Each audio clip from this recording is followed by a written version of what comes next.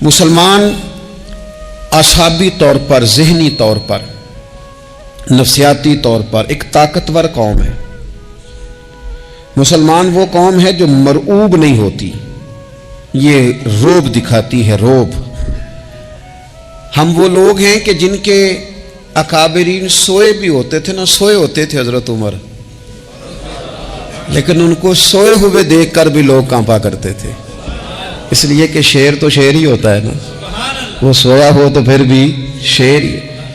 تو میں کچھ عرصے سے اس کمی کو بڑی شدت سے محسوس کرتا ہوں کہ لوگ، یعنی کوئی شخص بھی ملتا ہے تو وہ اس لہجے میں بات کرتا ہے کہ اسے مظلوم مان لیا جائے، قابل رحم مان لیا جائے، اس کی مدد کی جائے، اس پر توجہ کی جائے۔ یہ مسلمان کی شان نہیں۔ آپ سورہ بقرہ پڑھیں گے تو قرآن مجید اصحاب صفہ کی شان بیان کرتا ہے کہ انہیں بڑی حاجت ہے، بڑے ضرورت مند ہیں۔ وہ لوگ تھے جو کئی دنوں تک روٹی نہیں کھاتے تھے، لیکن رب فرماتا ہے کہ میرے محبوب کے مدرسے کے ان طالب علموں کو جو دیکھے گا اسے محسوس ہوگا کہ یہ تو بڑے امیر لوگ ہیں۔ کیوں محسوس ہوگا؟ لا یسألون الناس الحافا، یہ لوگوں سے لپٹ لپٹ کر سوال نہیں کرتے، کشکول طلب نہیں دراز کرتے، یہ اپنے پردے کو قائم رکھتے ہیں۔ خودداری، عزت نفس، وقار، خودی، ہمارے ہاں تیزی سے ان چیزوں کا آج جو ہے وہ یوں محسوس ہوتا جیسے قحط ہو گیا ہے۔ الا ماشاء اللہ، آپ کے زخم دکھانے سے کوئی بھی آپ کا زخم نہیں بھرے گا، بلکہ میں نے تو یہ دیکھا ہے اپنی زندگی میں کہ اچھا بھلے تعلقات چل رہے ہوتے ہیں، آپ کو ذرا ضرورت پڑ جائے تو سامنے والا آنکھیں پھیر لیتا ہے، اسی وقت اس کا ماحول اور اس کے حالات خراب ہو جاتے ہیں۔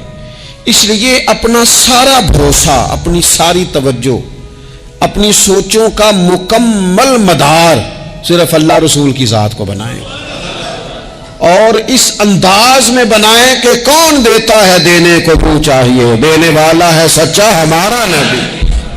اور یہ ذہن بنائیں زندگی میں کہ رب رسول کی بارگاہ سے 2 قطرے بھی مل گئے تو دنیا بھی بن جائے گی، آخرت بھی بن جائے گی۔ اس لیے ادھر ادھر دیکھنا تھوڑا کم کریں۔ اور بالخصوص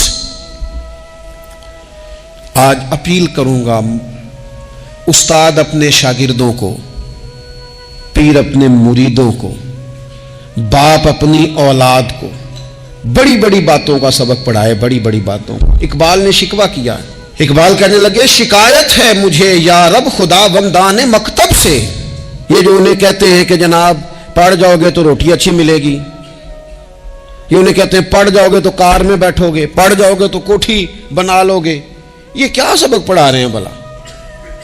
ان کو تو تم بڑے بڑے باتیں بتاؤ، انہیں کہو پڑھو گے تو دنیا میں حضور کے دین کا انقلاب برپا کرو گے، تم ان کہو کہ تم پڑھو گے تو تم ایک پورا ملک چلاؤ گے، تم انقلاب برپا کرو گے، اٹھ باندھ کمر کیوں ڈرتا ہے، پھر دیکھ خدا کیا کرتا ہے۔ اقبال کہنے لگے یہ تم کیا سبق پڑھا رہے ہو کہ روٹی صحیح مل جائے گی، چندہ اکٹھا کرنے کا طریقہ آ جائے گا؟ کہنے لگے شکایت ہے مجھے یا رب خدا بندان مکتب سے، سبق شاہی ہے اور بچوں کو دے رہے ہیں خاک بازی کا، اڑنے والی تعلیم تھی اور یہ انہیں رینگنے کا سبق پڑھا رہے ہیں۔ تگڑی باتیں بچوں کو سکھاؤ، تگڑی۔ یہ پھر سارے نہ ڈھونڈتے پھریں کہ وہ فلانا جو ہے نا چاچا امیر ہے تو ماموں امیر ہے تو فلانی خالہ باہر ہے تو فلانا ذرا مہربانی، کوئی بھی نہیں مہربانی کرتا۔ مہربانی جب بھی کرتا ہے یا خدا کرتا ہے یا مدینے والے محمد مصطفیٰ کرتے ہیں۔ اپنی توجہات کبھی بچوں کو دیکھیں، حضرت لقمان اپنے بیٹے کو کیا کہتے ہیں؟ کہتے ہیں یا بنی اقم الصلاۃ وامر بالمعروف وانہی عن المنکر۔ حضرت لقمان اپنے بیٹے کو سمجھاتے ہیں، کہتے ہیں اے بیٹا نماز قائم کرنا، لوگوں کو بھلائی کا حکم دینا، برائی سے منع کرنا، وَاصْبِرْ عَلَىٰ مَا أَصَابَكَ، اور جب مصیبت پہنچے تو صبر کرنا، ادھر ادھر رونا دھونا نہ کرنا، نماز پڑھنا، بھلائی کا حکم دینا، برائی سے منع کرنا، اور اگر کوئی مصیبت پہنچے تو اس پر صبر کرنا۔ کتنے کام ہو گئے؟ 4۔ ایک نماز پڑھنی ہے، ایک بھلائی کا حکم دینا ہے لوگوں کو، ایک برائی سے، اور اگر کوئی مشکل آئے تو کیا کرنا ہے؟ ان ذالک من عزم الامور، فرمایا بیٹا یہ بڑی ہمت والے کام ہیں، ہمت والے کام کرنا، ہمت والے، طاقتیں اپنی قائم رکھنا، کمزور نہ پڑنا، لوگ تمہارے آنسو نہ دیکھیں، کوئی تمہیں تڑپتا نہ دیکھے۔ چھوٹا چھوٹا زخم لے کر لوگ سگنل پہ کھڑے، چھوٹی چھوٹی مجبوریاں لے کر لوگ مانگنے کے لیے دروازوں پر کھڑے ہیں۔ امت مسلمہ کا یہ مزاج نہیں، یہ وقار نہیں، یہ انداز نہیں۔ ہم تو بانٹنے والے لوگ ہیں۔ چلے مشکل آ جاتی ہے، زندگی میں ضروریات پڑ جاتی ہیں، قرضہ صحابہ بھی لے لیا کرتے تھے، لیکن یہ جو لہجے آج ہم نے اختیار کر لیے، کمزور ہو جانا، کچا پڑ جانا، غریبی کا رونا رونا، یہ انداز اہل ایمان کا بچوں کو طاقتور ہونا چاہیے۔ میرے نبی کریم صلی اللہ تعالی علیہ وآلہ وسلم نے نا ارشاد فرمایا، ایسا نہیں ہے کہ کوئی بندہ کمزور ہے تو وہ ناپسندیدہ ہے، یہ نہیں فرمایا کہ جو بزدل ہے تو وہ بڑا کوئی کٹا ہوا آدمی ہے، لیکن حضور فرماتے ہیں، صحیح مسلم میں حدیث موجود ہے، حضور فرمانے لگے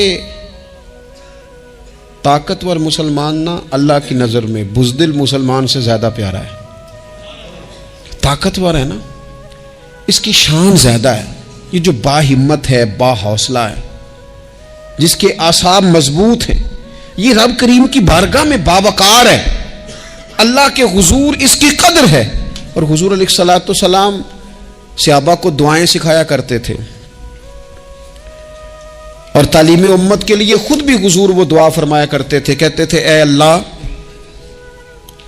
بزدلی سے بچا، کنجوسی سے بچا، اے اللہ اس بڑھاپے سے بچا جو انسان کو بڑا پریشان کر دے۔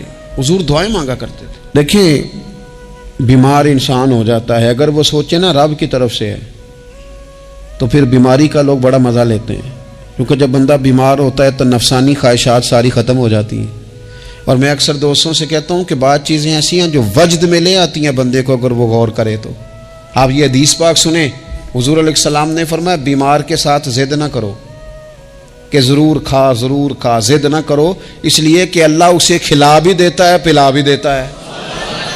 اب جب کسی کو پتہ چلے کہ میں بیمار ہوں تو رب مجھے کھلا پلا رہا ہے تو مجھے بتائیے بیماری کتنی پیاری لگے گی، بیماری میں کتنا سرور آئے گا۔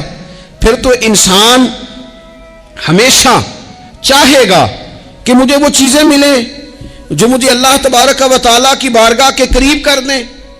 دوسری بات یہ ہے کہ میدان میں جب انسان اترتا ہے نا تو اسے ایک بات اپنے ذہن میں رکھنی چاہیے کہ جیت اور ہار یہ اللہ تعالیٰ کے دست قدرت میں ہے، لیکن جب وہ لڑے تو جیتنے کے لیے لڑے۔ ہمارے ہاں نا بہت سارے لوگ لڑنے سے پہلے ہی ہارے ہوئے ہوتے ہیں، میدان میں نکلنے سے پہلے ہی وہ کمزور باتیں کر رہے ہوتے ہیں، ابھی سفر شروع نہیں ہوتا، وہ کہہ دیتے ہیں نہیں جناب آپ کی بات تو ٹھیک ہے پر کیسے ہوگا، کیوں کر ہوگا، لوگ تو آج کل چلتے ہی نہیں، بڑے مسئلے خراب ہیں۔ اور پھر کچھ لوگ ایسے ہیں جن کی باتیں سن کر بندے بیک گیئر لگا لیتے ہیں، اور میں نے دیکھا باتیں کرنے والے وہیں رہتے ہیں اور کام کرنے والے کہاں سے کہاں چلے جاتے ہیں۔ یہ یقینی نہیں کہ جیتیں گے، لیکن جب میدان میں اترے نا تو پھر ہمیشہ جیتنے کے لیے اترے۔ کوشش کریں کہ میں نے اس انداز میں نکلنا ہے کہ میں نے نہ جیتنا ہے۔ حضرت مولا علی شیر خدا کرم اللہ تعالی وجہ الکریم سے کسی بندے نے پوچھا حضور آپ ہر میدان میں کامیاب کیوں رہتے ہیں؟ فرمانے لگے جیت ہار تو رب کریم کے دست قدرت میں ہے، لیکن جب میں اترتا ہوں نا میدان میں تو میں دشمن دیکھ کے پہلے ہی فیصلہ کر لیتا ہوں کہ میں نے اس کے پیٹ میں خنجر مارنا ہے کہ گلے پہ، میں جیتنے کے لیے میدان میں اترتا ہوں۔ تو آپ دیکھ لینا دیواریں ہلتی رہتی ہیں اور در کانپ جاتا ہے، علی کا نام سن کر اب بھی خیبر کانپ جاتا ہے۔ کیوں کہ کہتے ہیں میں ذہن بنا لیتا ہوں کہ میں اسے کاٹ کے لاؤں گا، میں ڈرتا اور سہمتا ہوا میدان میں نہیں اترتا، ذہن ہوتا ہے۔